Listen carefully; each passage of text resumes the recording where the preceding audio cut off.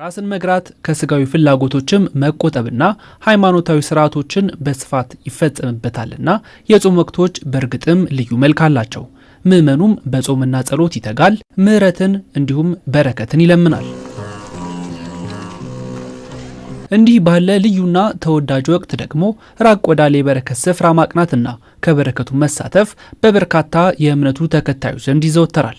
የአብይ ጾምም መሰል መንፈሳዊ ጉዞዎች በስፋት የሚካሄድበት መሆኑ ልዩ ያደርጓል። መንፈሳዊ ጉዞዎች አንድ ለመጎብኘት ትሄዳለህ፣ ሁለተኛ ደግሞ ለሱባኤ እንዲሁ ለመሳለም በረከት ከቦታው በረከት ለማግኘት ትሄዳለህና ቅዱስ ያሬድ ሰብ ይቀድሱ ለመካን መካን ይቀድሱ ለሰብ እንዳለ ሰው ቦታን ስለሚቀድስ ከነዛ ቦታዎች ሄደን እንቀደሳለንና ከ15 ዓመት በላይ ይመስለኛል እንደዚህ ቅዱሳን ገዳማት ሄዶ ሱባኤ በመያዝ እንዲሁም በመጎብኘት እንደዚህ ያሳልፋሉ። ሰው በጾም ወቅት ልብ ወደ እግዚአብሔር የሚመለስበት ወቅት ነው። ጌታውን እያሰበ የሚጾምበት ነው። ከምግብ ርቆ ለጥቂት ሰዓታትም ቢሆን ከምግብ ርቆ የሚሆንበት ነውና በዚህ ወቅት ጌታውን ሲያስብ ቅዱሳን መካናትን እየተሳለመ ቅዱሳን ቦታዎችን ጸበል እየተጠመቀ የቦታውን በረከት የሚወስድበት ወቅት ነው። በልጅነታችን እንደዚህ መንፈሳዊ ጉዞዎች ወላጆቻችን ሲያደርጉ እነሱ ስር እየተደበቀን እንሄድ ነበር። ያው ልጅ ማስቸገሩ አይቀርም፣ አሁን ነው የሚገባኝ፣ ማስቸገሩ አይቀርም፣ እያስቸገረን እንሄድ ነበር። አሁን ግን እኔ እዛ ላይ ደርሼ ለዛ ነገር ኃላፊነት ወስጄ መንፈሳዊ ጉዞዎችን ስናዘጋጅ መንፈሳዊ ጉዞዎች ሲኖሩ ወደ እነዛ መንፈሳዊ ጉዞዎች ስንሄድ ከባድ ኃላፊነት ነው ያለው። ወላጆች ልጆቻቸውን ትተው መሄድ የለባቸውም። ምክንያቱም እኔ ከወላጆቼ ነው የተማርኩት ይሄንን መንፈሳዊ ጉዞ። ያኔ የተደበኩም እያለቀስኩም እያስቸገርኩም ሄድኩበት። ከዛ በኋላ ግን መሄድ ጀመርኩኝ።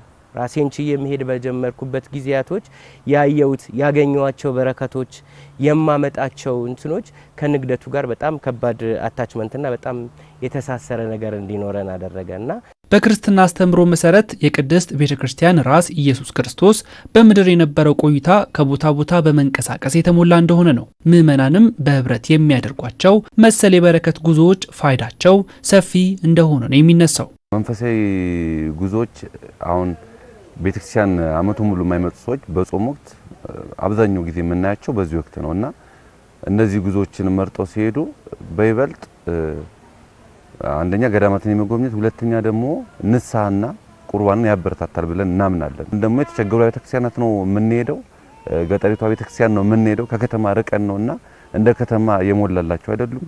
ጧፍ፣ ዕጣን፣ ዘቢብ መቀደሻ የሚጎላቸው ቤተክርስቲያናት ነው አብዛኛውን ጊዜ 90% የሚሆነው የሚሄደውና ሰው ያንን እንዲያስብ ሰው በቃል ደረጃ እንዲተቸግሯል ከምትለው አንፃር በአይን አይቶ ተመልክቶ ቦታውን ሄዶ የመርዳቱ ቤተክርስቲያን የማሰብ እንትኑ ጉሉ ሚና አለው ብለን እናስባለን። በአመት ውስጥ እንደው እዚች ኢትዮጵያ ውስጥ እንኳን ባለው ቦታ ብንሄድ ወደ 5-6 ቦታዎች አሉ።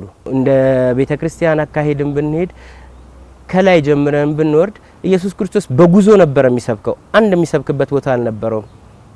የኤማውስን ጉዞ ሲጓዝ ወደ ተቃራኒውም ወደዛው በየሄደበት ሁሉ እየሰበከ ነበር እና የኢትዮጵያ ካቶሊካዊት ቤተክርስቲያንም እንዲሁም ኢትዮጵያ ውስጥ ያሉ ቤተክርስቲያናት በሙሉ ጉዞ አላቸው። እነዛ ጉዞዎች ያንን የተከተሉ ናቸው። ለምሳሌ መንፈሳዊ ጉዞ ስናደርግ የሆነ የምናቃቸውን ሰዎች አይደለም ሰሌክት አድርገን የምንወስዳቸው በክርስትና ክርስቲያን የሆኑ ሰዎችን በሙሉ ይሄን ቦታ መጎብኘት ለሚፈልጉ ወደዚህ ገዳም ለሚሄዱ ሰዎች በሙሉ ነው የምንወስዳቸውና እነዚህ ሰዎች ሲመጡ የሚያውቁት ሰው የለም።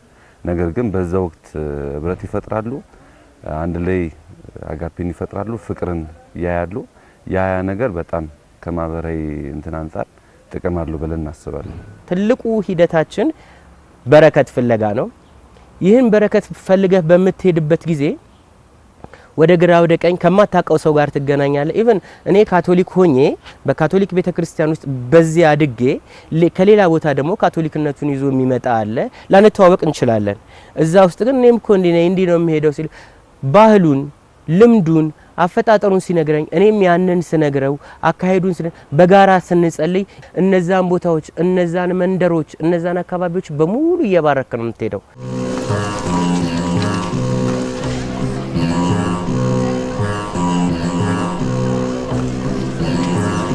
ድጋፍ የሚሹ ወገኖችን ሰብስበው አለኝታ የሆኑ ምግባረ ሰናይ ድርጅቶችም በጾም ወቅቶች ለሚደረጉ መንፈሳዊ ጉዞዎች መዳረሻ እንደሆኑም ነው የሚነሳው። ከመንፈሳዊ ገዳማት በተለየ መልኩ ደግሞ ወይም ጎን ለጎን መንፈሳዊ ልናደርግባቸው የምንችላቸው ቦታዎች መሄድ ደግሞ የትልቁ የክርስቲያን ግዴታው ነውና በተለይ ያው እነ መቄዶንያ እነ ሰሊዮም ብዙ የእርዳታ ድርጅቶች አሉና በዚህ በጾም ወቅት ሄዶ መጎብኘት ትልቅ መንፈሳዊ እርካታ ነው የሚያዝነው። አንደኛ ስንጾም መጾም መጸለይ መስገድና ሌላኛው ልግስና ነው መጽዋት ማድረግ ነውና እነዚህ ቦታዎችን እየሄደ መጎብኘት ማየት በጣም የሚገባ ነው። አንድ ማህበር አለ ፍልሰታ ማርያም ማህበር የሚባል ሁሉንም ሰዎች ይሰበስብና ከየቁምስናው መኪና ይዘጋጅላቸዋል። የሚችል ሰው ነው መኪናውን የሚከፍለው።